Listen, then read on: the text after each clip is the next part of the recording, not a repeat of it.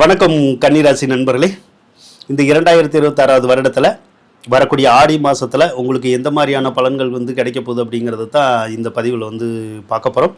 முதலாவதாக குரு பகவானை பார்ப்போங்க. குரு பகவான் உங்களுடைய ராசிக்கு 4ஆம் அதிபதியாக வருவார், ப்ளஸ் 7ஆம் அதிபதியாக வருவார். 4ஆம் அதிபதி எப்பயுமே வலிமை வர்றபோது ஒரு சிலருக்கு சொத்து பத்துக்கள் இருக்கிற பிரச்சனை தீந்துடும். சொத்து பத்து கிடைக்கலன்னா சொத்து பத்துக்கள் கிடைக்கும், விலைக்கும் வாங்கலாம், பூர்வீக சொத்துக்களும் கிடைக்கும். அதோட ஒரு சிலருக்கு சொந்த வீடு அந்த மாதிரி வேலைகள் ஏதாவது நம்ம பண்ணணும்னா தாராளமாக பண்ணலாம். அதாவது வீடு வாங்கிறது கட்டுறது அந்த மாதிரி வேலை பண்ணலாம். அதே மாதிரி எடுத்த காரியமும் ஈடேறும், நினச்ச காரியமும் நடக்கும்.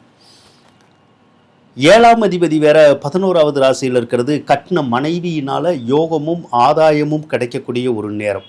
மனைவி வீட்டார் அல்லது கணவன் வீட்டார் மூலமாக ஆதாயம், ஒற்றுமை இதெல்லாம் கிடைக்கக்கூடிய ஒரு சந்தர்ப்பம் இப்போ இருக்குது. 11ல் குரு இருந்தாலே சிலருக்கு நிறைய உதவிகள் கிடைக்கும். உங்களுக்கு ஏதாவது ஒரு காரியம் நடக்கலைன்னா யார்கிட்டயா போய் உதவிகள் கேட்டீங்கன்னா கண்டிப்பாக கிடைக்கும்.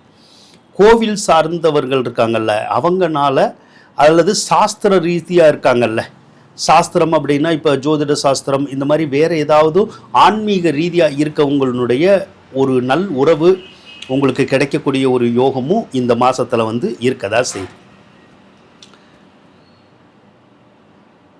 புதனை பொறுத்தளவு உங்களுக்கு 10ஆம் அதிபதி 10லேயே நல்ல பவர்ஃபுல்லாக இருக்கிறது நல்லது.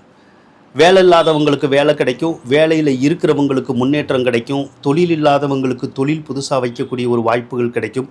தொழில் ஏற்கனவே நல்லா ஓடிக்கிட்டு இருக்கவங்களுக்கு கிளைகள் ஏற்படுத்துகிறோம்ல, அந்த மாதிரியான வாய்ப்புகளை கூட அந்த புதன் கொடுக்கறதுக்குடைய ஒரு அமைப்புகள் ஒரு சிலருக்கு இருக்குங்க. 11ஆவது இடத்துல சூரியன் இருக்கிறது நல்லது தான். அரசாங்கத்தினால, அரசாங்க அதிகாரிகள்னால நன்மை ஏற்படக்கூடிய ஒரு அமைப்பு அப்படிங்கிறது இப்போ இருக்குது.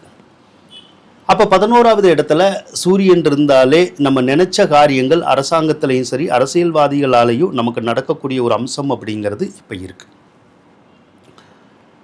7ஆவது இடத்துல சனி இருக்குது. இது கண்டச்சனின்னு சொல்லலாம். கண்டச்சனி அப்படிங்கிறது ஒரு சிலர் போக்குவரத்தில் கவனமாக இருக்கணும், வண்டி வாகனங்களில் கவனமாக போய் வரணும், இல்லைன்னா நம்மளை கொஞ்சம் கீழே தள்ளி விட்டுரும். முக்கியமாக அந்த 2 வீலர் ஓட்டுறவங்கள தான் அந்த மாதிரி பண்ணும். அதனால் ஹெல்மெட் இல்லாமல் ஓட்டக்கூடாது.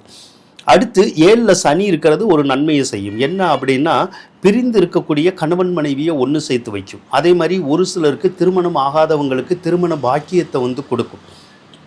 இது வரைக்கும் ஒரு சிலர் லவ் பண்ணாத இருக்கிறவங்களுக்கு அந்த லவ் பண்ணுற மாதிரியான எண்ணங்களையும் அதே சனி பகவான் தான் உருவாக்கி கொடுப்பார். 6ஆவது இடத்துல ராகு இருக்கிறது ஒரு சிலருக்கு இந்த வயிற்று வலி, அல்சரு, கேஸ்ட்ரிக் பிரச்சனை இருக்கு இல்லையா, அந்த மாதிரி தொந்தரவுகளை கொடுக்கக்கூடிய ஒரு அமைப்பு அப்படிங்கிறது இருக்குங்க.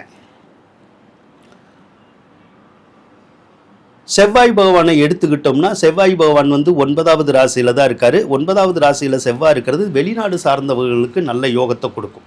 வெளிநாட்டில் போய் வேலை பார்க்குறது, வெளிநாட்டில் விசா வேணும்னா கிடைக்கும், பிஆர் வேணும்னா கூட கிடைக்கும். இது அந்த மாதிரியான டைம் தான்.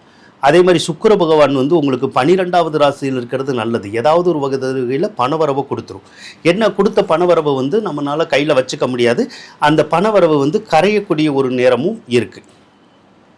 ஒரு சிலருக்கு அந்த வீடு சம்மந்தப்பட்ட வகையில் செலவழியலாம், அல்லது வாகனங்கள் வாங்குறனால அல்லது விற்கிறனால கூட நமக்கு செலவழிங்கிற ஒரு அம்சம் இருக்குது. ஒரு சிலருக்கு வாகன பழுதுகள் ஏற்படும், அந்த அம்சமும் இப்போ இருக்க தான் செய்யுது. ஆனாலும் பணவரவு அப்படிங்கிறது இந்த மாதத்தில் உங்களுக்கு எந்த குறையும் இருக்காது. தொடர்ந்து அந்த பணவரவுங்கிறது இருந்துக்கிட்டே இருக்கும். அதே போல் ஆகஸ்ட் 2ஆம் தேதி சுக்கிரன் உங்களுடைய ராசிக்கே வருவார். அப்போ ஒரு சிலருக்கு அந்த வீடு வாங்கணும் கட்டணுங்கிற யோகம் எண்ணம் அதிகரிக்கும். யோகமும் இருக்கும், எண்ணமும் அதிகரிக்கும்.